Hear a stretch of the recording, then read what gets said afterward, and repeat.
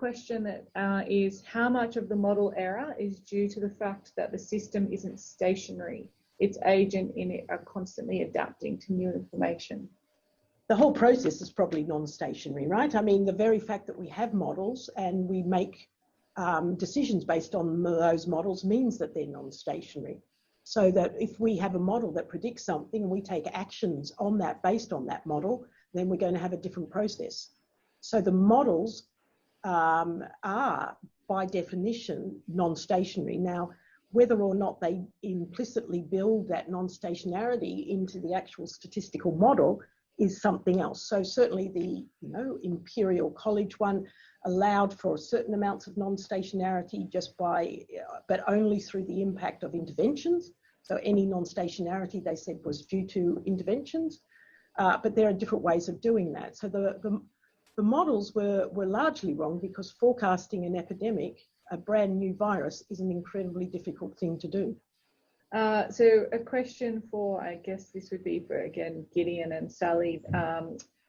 They were wondering if, how or if asymptomatic cases were included in the RO prediction of COVID models. Depends on who was calculating it, when, and I think the early predictions, asymptomatic cases were not yet acknowledged, so often they were not included, and I think that might be part of the reason why some of the earlier R0s were much lower than the ones we see now. More recent people, I think, have included or attempted to include asymptomatic spread. But the challenge is obviously if you have people who are completely unknown to the person constructing the model, and there's no way of quantifying what proportion those people might represent, it's quite hard to incorporate them into the model without.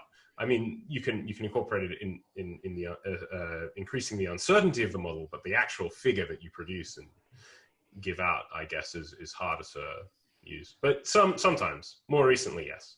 Another question, does this mean that fancy machine learning tech has failed, or did they not have enough data? I'm not a fan of fancy machine learning tech to begin with, so let me say that. So I'm a big fan of rigorous statistical models which are evaluated both on theory and on data. The problem is that it's a small data problem. It is not it's not just, more data is not really going to help it, because we only ever see one new pandemic roll through our society. We're not, so taking multiple observations is not going to change that. In order for it to be useful in terms of data and learning, it would have to be a pandemic which repeated itself. So if you look at weather forecasts, they do a brilliant job of getting it right, 7 days in advance. I'm constantly amazed at how accurate the Bureau of Meteorology is when they produce their weather forecast for the next few days. And that's an incredibly complex system. But they've got every day to do it, to tweak their models, to figure out what's going on. The modelers in this instance had one pandemic. The last time we saw something like this was the Spanish flu back in, over a century ago.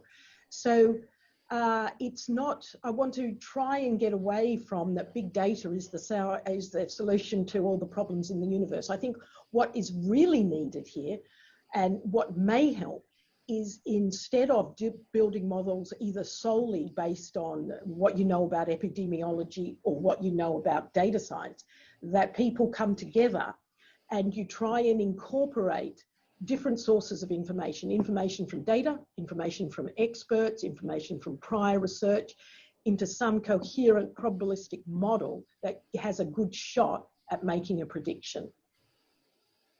I think it's also worth noting that of the models, the bad ones that I presented, the one the one model that predicted 53 million deaths was apparently based on a machine learning model. But if you make a simple extrapolation based on just if you just exponentiate the numbers and you can do it in Excel, you get very similar results. So I'm not sure that even some of the purported machine learning models were in fact any more complex than some of the most simple disease models. There's a question, Dr. Filchi, has said recently that USA probably won't get herd immunity even with the vaccine available. Will we have the same issues with modelling for vaccine efficacy or effectiveness, given that we have to consider vaccine hesitancy as another layer of complexity?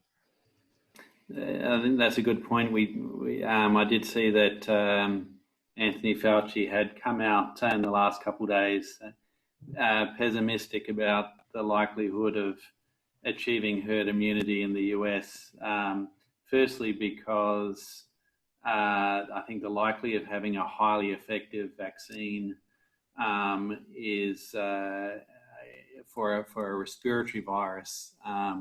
I think we have to be guarded about the likelihood of achieving vaccines for the sorts of efficacy that we see for some other infections. And then, yes, then the whole additional part is around whether people actually accept the vaccine, because we'll almost certainly be using vaccines that don't have the sort of mature safety data that we have come to expect from other licensed vaccines. So, yep, I share that concern that we may well be continuing to tackle COVID-19 for many years, and the sort of optimism that we'll have a vaccine in 6 months' time and that the problem will be solved, I think, is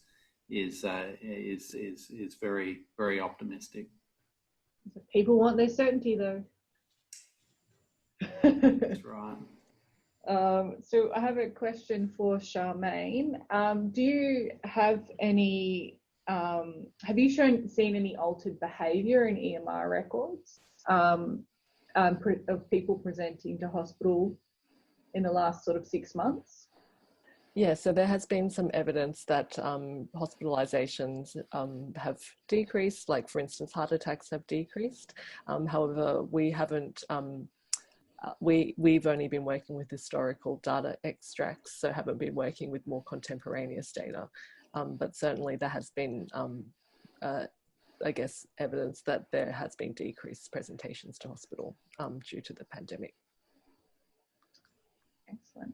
We've got some data from that we've been looking at with relation to diabetes presentations during the pandemic. So from February till, I guess, almost now, that showed a lower proportion of people with diabetes presenting to hospital. And we're currently kind of working through that. So I think there's definitely some evidence. I think it's also been noted elsewhere in the world that a lot of people have been avoiding hospitalization where, if at all possible. But I know that the information about STEMIs and heart attacks more broadly is in some ways more concerning, because it's you can't really avoid hospital if you have a heart attack, whereas if you are coming in for some sort of more routine care, perhaps you could. So to follow on from that, are there any other models that have been looking into health consequences of the effects of lockdown on the economy? And if so, what do you think about modelling this at this point in the pandemic?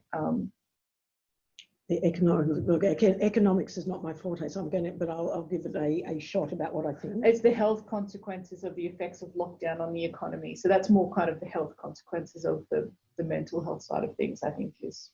Well, there's been, so there's work that shows that obviously, and it's not surprising that mental health cases has gone up as a result of lockdown. That is to be expected. It's an unusual situation.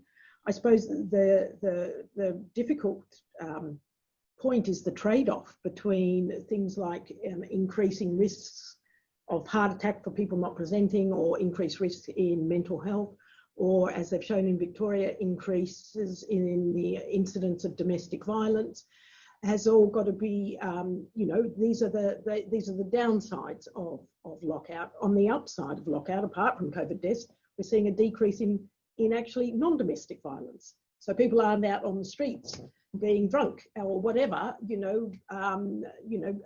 so it's a complex interconnection of events, but we have to try and grapple with that complexity, or at least the government does, in order to make, you know, the best possible decisions going forward. You know, if this is going to go around for 3 years, if we're not going to come out with a vaccine, then at some point we have to actually, you know, figure out how to operate as a society until such times as we do. And I don't think anybody thinks that we can stay in lockdown for 3 years. The question about which public interventions work the best is absolutely key to trying to figure out what interventions that we can do that minimize the downside of lockdown while maximizing, you know, the reduction in COVID deaths is key, and it's hard. But one way around it is to do what Tom is doing, is with his platform trials. I think what's so exciting about the sort of work that Tom is doing is that they are trying to understand impacts and interventions. So you could take all the work that Tom is doing and have a look at impacts and interventions and try to do it in that way, the multi-arm bandit, you know, approach to actual interventions, and try and figure out, well, if I do this intervention, it may happen to the economy, but it's going to reduce deaths by this much, and that's a worthwhile thing. And so rapidly going through those, and we're sort of seeing it at the moment with Victoria, right? So they've got these local breakouts. What do? You know, I think they're doing a very good job. You know, they're trying to focus in on where it's happening, make it local, contain it. All those things are really important. What happens if it can't be contained? You know, that's a different question. But understanding the causal impact of these, what they call non-pharmaceutical interventions, is key to managing this going forward. And some of the techniques that Tom outlined are exactly the right way to go about doing it. Excellent. So then I think the final question, which is again sort of open to everyone, which is that there's a large gap between how a model is presented in the media and how it's presented in a paper. So how can the media and science communicators do better in presenting this to the public? I will note that. Yes, Vivian, you write brilliantly. So how do you get Thank you. articles out? Well, so I was going to say we've actually I work with, well, I do some stuff with the Australian Skeptics, and we ran an education event with Norman Swan, Melissa Davey, and Sophie Scott, talking about how reporting for the COVID-19 pandemic, trying to get journalists who otherwise might never have had any experience reporting on health issues or on modeling, get them up to speed with what they should and shouldn't be doing. And we had, you know, a few hundred journalists attend online, which I think that sort of education event is a really good idea. And hopefully with the Skeptics, we might be able to run some more of that. Yeah. Do you think it's an education issue? Or do you think it's, you know, what sells issue? It's a clicks. Is it like a click? I think there's a number of problems. Partly, I think most journalists, aside from the dedicated health reporters who work at places like the Atlantic, New York Times, you know, who have a lot of time to look into issues and who have a lot of expertise and science degrees and all that sort of thing. Aside from them, most journalists take press releases at face value because they're forced to. They have very little time to like really interrogate the issue, and they also, you know, they'll trust the word of a single scientist because again, it's a time matter, and so without some specialized knowledge or some specialized education, you tend to get these ridiculous headlines saying that 53 million people are going to die from COVID-19 within 45 days, without any critical examination of what that prediction is based on. But then I also think absolutely it's a societal issue. We want to be told, as a society, we really want that ridiculous prediction. We want to see that bombastic figure saying, oh yes, everyone's going to die, or oh no one's going to die, because you know that makes good headlines. So yeah, it's a complex problem. So thank you very much again for our panelists for joining us today. This has been a different experience for us running an online conference, but we thank you very much for your time.